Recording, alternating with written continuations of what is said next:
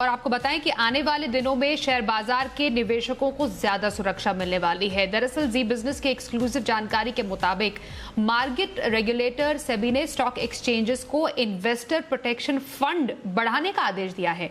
इस पूरी खबर को अच्छे से समझते हैं जी मीडिया संवाददाता ब्रजेश कुमार से ही। ब्रजेश, सेबी के इस आदेश का इन्वेस्टर्स को क्या फायदा मिलेगा, क्या मायने हैं इसके? बिल्कुल, ये खबर जुड़ी है निवेशकों के लिए कि जो इन्वेस्टर प्रोटेक्शन फंड होता है एक्सचेंजर्स के पास, उसकी रकम जो है अब वो बढ़ने वाली है।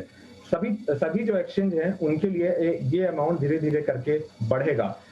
सेबी की एक जो इंटरनल स्टडी है उसके आधार पर एक फॉर्मूला जो है वो निकाला जा रहा है।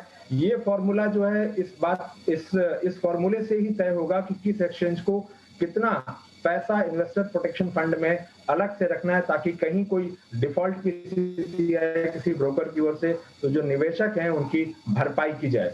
तो हमारे जो सोर्सेज बता रहे हैं उसके हिसाब से एनएससी को करीब 4000 करोड़ का इन्वेस्टर प्रोटेक्शन फंड जो है वो रखना पड़ सकता है, जो सेबी की इनिशियल स्टडी है उसके हिसाब से। अभी जो एनएससी का है कॉर्पस वो करीब 600 करोड़ के आसपास का है।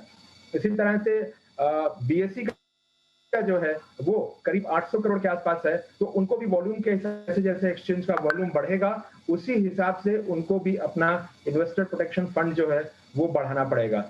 अभी आप देखें तो जो एक्सचेंजेस के इन्वेस्टर प्रोटेक्शन फंड है वो काफी कम है। और हाल में जैसे हमने देखा था कि कार्वी का एक मामला आया था, तो इतना बड़ा अमाउंट था कि अगर वो डिफॉल्ट होता तो शायद उसके डिफॉल्ट की जो स्थिति पूरी तरह से अगर मामला संभल नहीं पाता तो शायद दोनों एक्सचेंजेस के जो इन्वेस्टर प्रोटेक्शन फंड थे वो रकम उसी में खर्च हो जाती, बाद के लिए कुछ बचता भी नहीं अगर कोई और डिफॉल्ट की स्थिति आती।